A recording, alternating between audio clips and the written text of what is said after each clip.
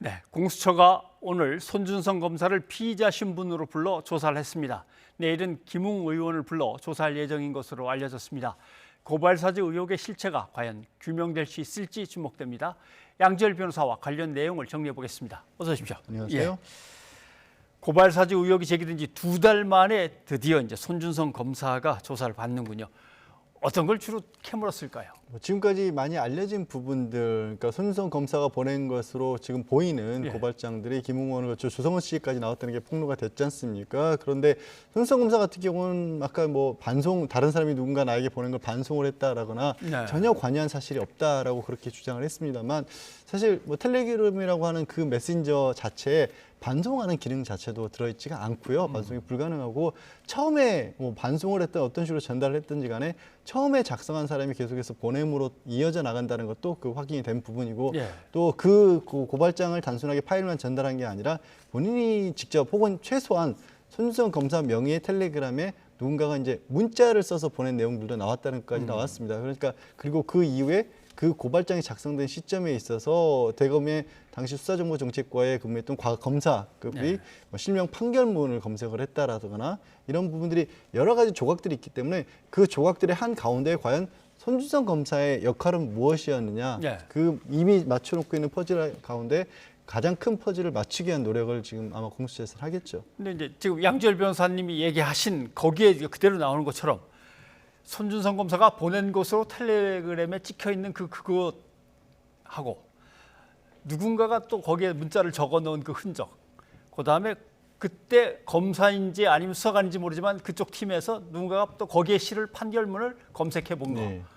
이게 다 정황이지 누가 이렇게 해서 그걸 고발장을 딱 만들었다. 이게 이제 안 나오니까 그거에 대한 증거가 새로 확보된 게 있을까요?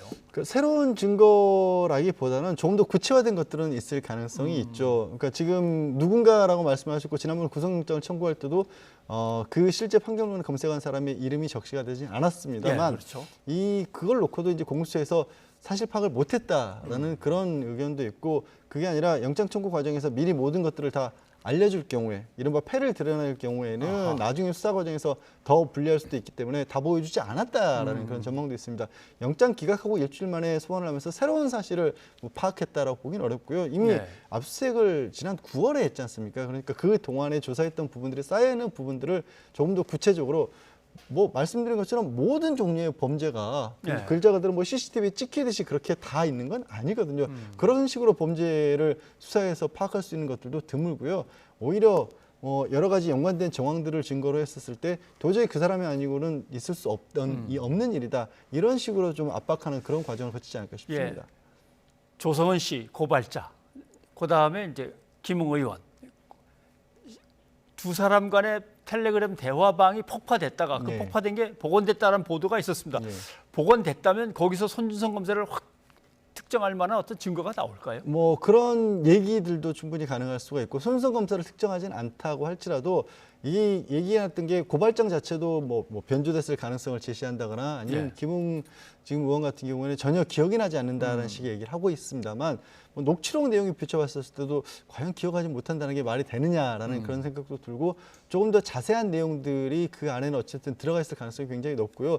또 텔레그램이라고 하는 게 굉장히 보안성이 좀 뛰어나서 비밀 유지를 위해서 많이 쓰는데 그게 어떻게 복구될 수 있을까라는 의문을 품을 수도 있지만, 텔레그램 메신저가 보안성이 좋다는 얘기는 누군가 제3자가 이걸 해킹을 해서 들여다본다거나 아니면 그 텔레그램 본사에 서버 같은 걸 압수수색을 통해서 그거를 확보할 수 있는 방안이 거의 없다라는 거지만, 지금 이 복원했다는 건 뭐냐면 그걸 사용한 사람의 휴대전화에 그냥 그 일종의 하드디스크에 저장이 되어 있던 내용들을 복원한 것으로 보이기 때문에 실제 그럴 경우에 복원 자체는 다른 범죄, 다른 수사에서도 텔레그램을 복원해서 형사처벌했던 사례들이 있거든요. 증거로 사용했던 경우가 있기 때문에, 그래서 저 안에서도 의미 있는 증거들이 좀 나왔을 가능성이 저는 충분히 있다고 봅니다. 자, 또 다른 핵심 인물은 바로 김웅 의원입니다. 아무것도 기억을 못한다. 그 말의 진위를 갖다 지금 다 사람들이 뭔가 궁금해하고 있는 것이긴 한데, 다들 그렇거든요. 기억이 안 난다 그러다가 증거물들을 쭉 보여주면 이제 기억이 좀 나긴 하네요. 이렇게 할 수도 있는 건데, 김웅 의원도 혹시 그렇게 될까요? 그럴 수밖에 없지 않을까. 조금 전에 말씀드린 텔레그램 대화방 내용까지 제시가 됐을 경우에는, 그리고 이렇게 얘기했던 부분이 이제 기억이 나지 않는다고 하면서도 또 그 대화 속에 등장하는 저희라고 하는 표현이 검찰은 아닌 것 같다라는 네. 그런 식의 얘기를 하면서 이게 어떻게 기억이 나지 않는데 선택적으로 기억을 하는 것이냐 내지는 그 대화 내용에 대해서 본인이 봤었을 때 어떤 식으로 보인다라는 식으로 이제 마치 제3자에 관한 얘기를 하던 식으로 말씀을 하셨습니다만 네. 실제 그 조성원 씨와 대화를 하면서는 그보다 조금 더 구체적인 내용이 들어갈 수 있거든요. 왜냐하면 전화로 하는 것에 대한 경계심보다 텔레그램에서 할 때 경계심이 좀 떨어질 수가 있죠. 그러니까 텔레그램 자체가 쓰는 사람은 이게 더 안전하다, 누군가 들을 그렇죠. 가능성이 없다 뭐 이런 하고 생각을 나서 하면서 폭파하면 되니까 네, 이렇게 그런 생각하죠. 식으로 생각을 할 수가 있기 때문에 그래서 조금 더 구체적인 내용이 나온다라면 있었던 사실이 어떤 일인지 모르지만 그거를 다 부인하기는 어렵지 않을까 싶습니다. 결국은 그러면 김웅 의원, 손준성 검사가 연결된다면 손준성 검사가 속해 있던 대검의 그 조직. 수사정보정책과 그러면 결국 대검찰청. 그럼 결국 윤석열 후보까지로 연결되는 이 선인데 이게 진행이 될 수 있을까요? 복수의 사람들이 인물이 거론이 되고 그리고 그 거론이 되는 과정에서 예를 들어서 지금 고발장이 그냥 그날 하루에 작성된 게 아니라 쭉 어떻게 보면 자료들을 여기저기서 취합해서 만들어서 그걸 이제 좀 비교적 급하게 4월 3일 날 지난해 4월 3일 날 이 작성한 한글로 그렇게 추정이 되고 있지 않습니까? 예.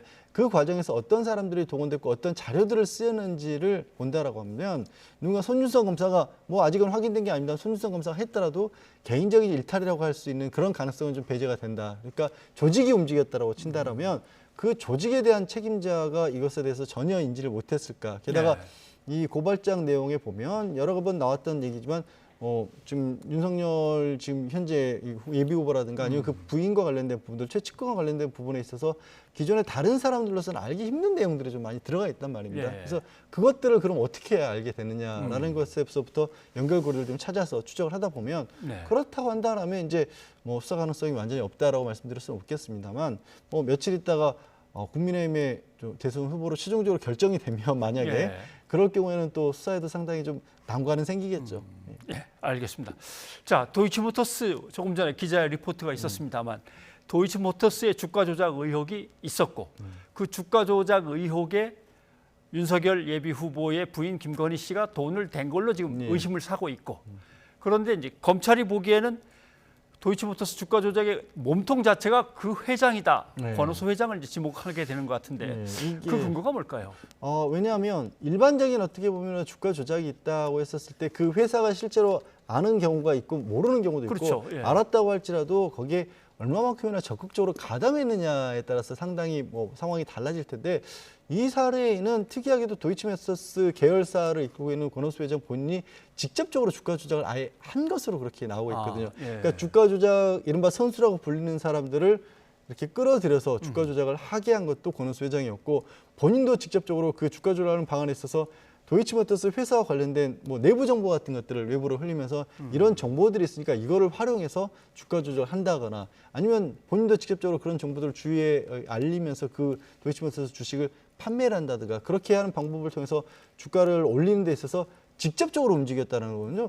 저는 굉장히 드문 사례처럼 보이거든요. 이런 그 당시의 상황이 검찰로 하여금 사실상 몸통 자체가 그룹의 회장이었다라는 판단을 하게 아닌가 싶습니다. 김건희 씨는 그 과정에서 이제 싸게 사고 비싸게 팔고 하면서 이제 부당한 이득을 얻었을 수도 있다라고 하는 문제인데, 근데 통정 매매 얘기가 나왔습니다. 그러면 김건희 씨하고 어머니 최 씨가 동시에 자 이제 내가 물건을 내놓을 테니까 얼른 사가 뭐 이런 식으로 했다는 뜻입니까? 그렇습니다. 그러니까 먼저 그것도 뭐 시세 같은 것들을 어느 정도 정해놓은 상황에서 네. 뭐 팔아야 될 물량이라든가 매도를 하겠다고 내놓는 시기 같은 것들 정해놓은 다음에 네. 그 시기가 올려나면 이제 상대방 쪽에서 그걸 또 한꺼번에 다 사가고 네. 그렇게 해서 사고 팔고를 계속해서 반복하게 되면 매매가 활발하게 이루어지고 당연히 매도를 희망하는 사람들 입장에서는 거기에 뛰어들 거 아니겠습니까? 둘이 나란히 앉아서 내놓는 순간 팔고 예. 사고 팔고 사고를 돌리는 거군요. 예, 지금 이제 뭐 검찰이 보고 있기로는 두 사람이 나란히 앉은 건 아니고 두 네. 사람 다 똑같은 이 주식품 계좌를 맡기면